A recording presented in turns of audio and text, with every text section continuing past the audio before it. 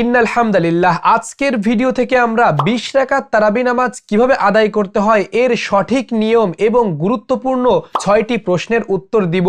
যে 6টি প্রশ্ন আপনাদের মনে সব সময় জেগে ওঠে কিন্তু কারো কাছে হয়তো বলতে পারেন না। আর সেই 6টি প্রশ্ন হচ্ছে: 1 নাম্বার, রাত 12টার পরে কি তারাবি নামাজ আদায় করা যাবে? 2 নাম্বার, অসুস্থ ব্যক্তি 20 রাকাত তারাবি নামাজ আদায় করবে নাকি 8 রাকাত তারাবি নামাজ আদায় করবে?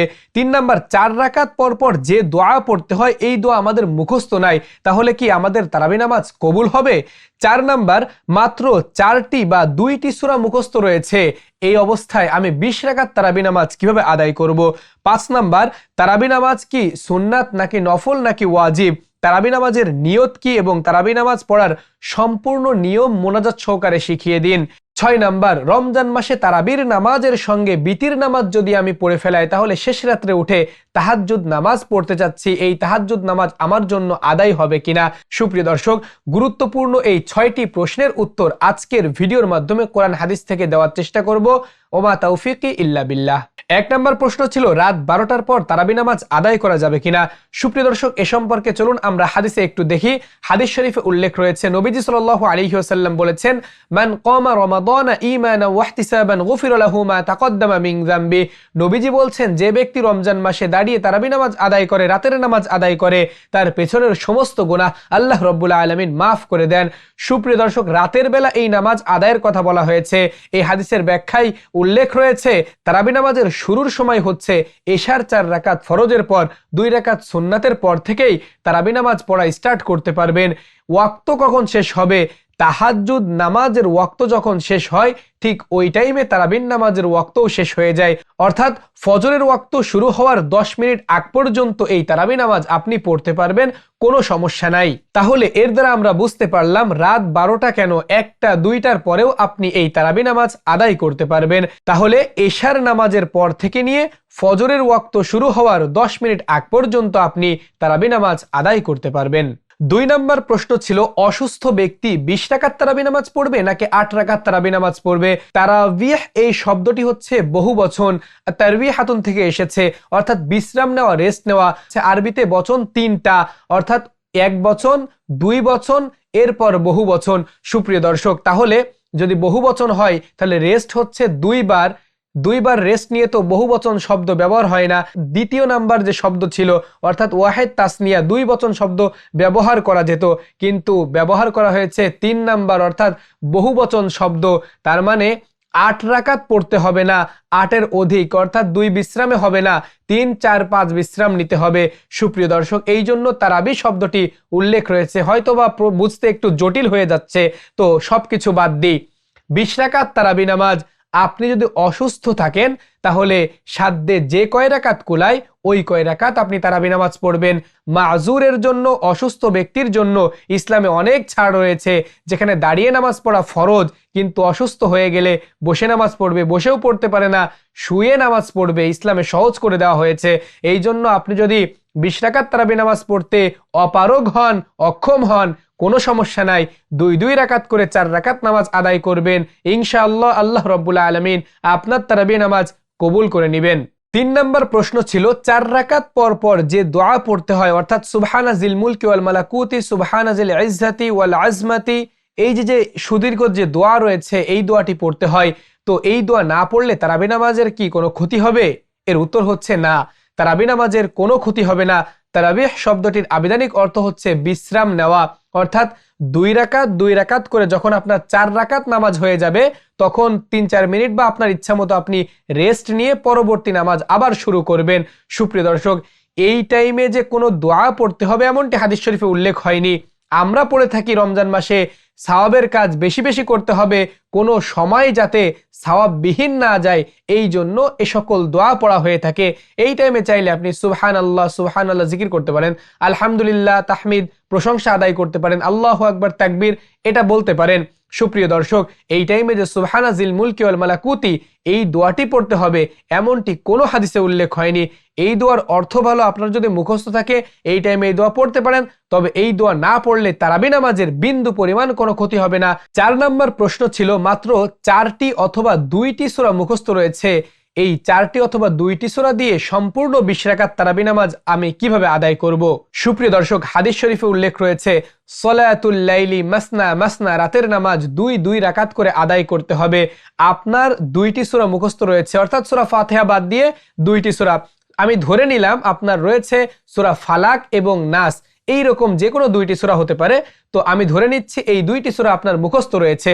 তাহলে নিয়ত করবেন, আমি কিবলামুখী হয়ে দাঁড়িয়ে তারাবির 2 রাকাত সুন্নাত নামাজ আদায়ের নিয়ত করছি। হাত বেঁধে সানা পড়ে নেবেন। প্রথম রাকাতে সূরা ফাতিহা পড়বেন, সাথে সূরা ফালাক পড়লেন।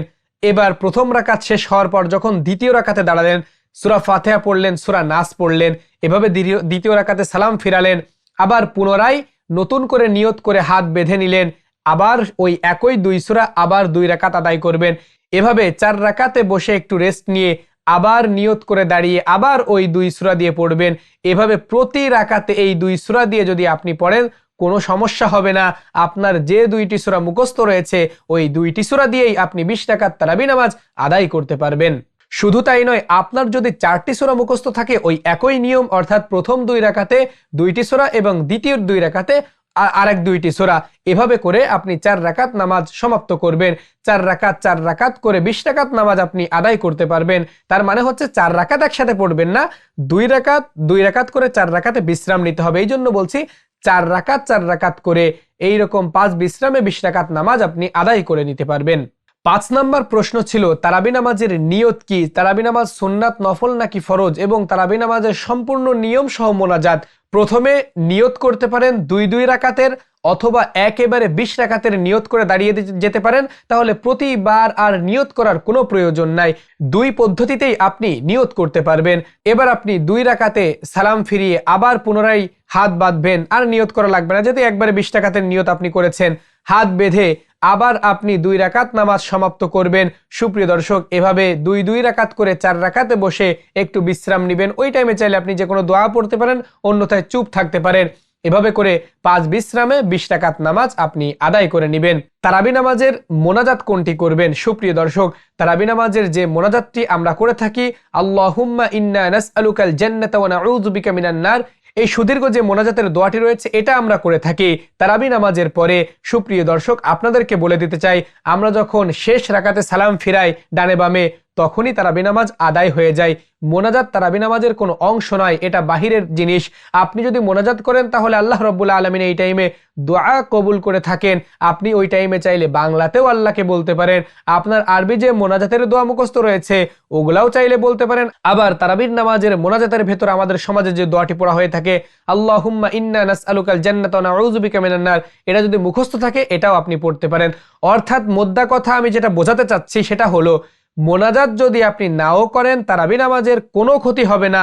মোনাজাতের দোয়া মুখস্থ নাই, দুশ্চিন্তা করছেন, আর দুশ্চিন্তা করার কোনো দরকার নাই, যেহেতু মোনাজাত বাহিরের অংশ, তারাবির নামাজের কোনো অংশ নয়। আশা করি আপনি এই বিষয়টা ক্লিয়ার বুঝতে পেরেছেন। আজকের ভিডিওর সর্বশেষ প্রশ্ন 6 নাম্বার প্রশ্ন, আর তা হলো তারাবি নামাজের পরে বিতির নামাজ আদায় করে নিয়েছেন, এখন চাচ্ছেন তাহাজ্জুদ নামাজ পড়া যাবে কিনা। কোরআনুল কারিমে আল্লাহ রাব্বুল আলামিন বলেছেন সূরা বনী ইসরাঈলে, ওয়া মিনাল লাইলি ফাতাহাজ্জাদ বিহি নাফিলাতাল লাক, তোমরা রাতের 1/3 তাহাজ্জুদ নামাজ আদায় করো, এটা হচ্ছে কিয়ামুল লাইল, এটা তোমাদের জন্য নাফিলাতাল লাক, নফল। এখন রমজান মাসে যারা জামাতের সঙ্গে নামাজ আদায় করে থাকি তারা তো বিতির নামাজটি জামাতের সঙ্গে পড়ে নেই, তাহলে তাহাজ্জুদ নামাজ পড়া যাবে কি? হ্যাঁ, অবশ্যই তাহাজ্জুদ নামাজ আপনি শেষ রাতে উঠে পড়তে পারবেন। আবার নতুন করে বিতির নামাজ পড়ার কোনো প্রয়োজন নাই। রমজান মাসে আপনার বিতির নামাজ জামাতের সঙ্গে পড়ার বিশেষ তাৎপর্য থাকার কারণে আপনি জামাতের সঙ্গে যদি পড়ে নেন, তাহলে শেষ রাত্রে তাহাজ্জুদের পরে আর নতুন করে বিতির নামাজ পড়ার কোনো প্রয়োজন নাই। আর যদি আপনি একাকী নামাজ আদায় করেন তাহলে বিতিরটাকে রেখে দিবেন।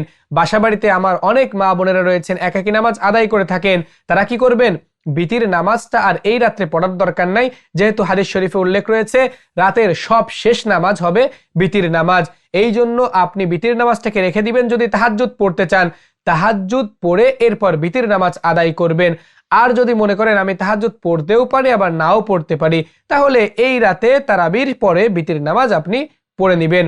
আর মনে রাখবেন, তারাবির আগে বিতির নামাজ পড়তে হয় না, তারাবি নামাজের পরে বিতির নামাজ পড়তে হয়। সুপ্রিয় দর্শক, আশা করি বিষয়টা ক্লিয়ার ভাবে বুঝতে পেরেছেন। এই বিষয়টা নিয়ে আরেকটু সুস্পষ্টভাবে বলতে চাই, তা হলো এশার 4 রাকাত ফরজ নামাজ পড়ে নেবেন, এরপর 2 রাকাত সুন্নাত নামাজ পড়ে নেবেন, এরপর বিতিরটাকে রেখে দিবেন, তারাবি নামাজ সমাপ্তির পর বিতির নামাজ আদায় করবেন।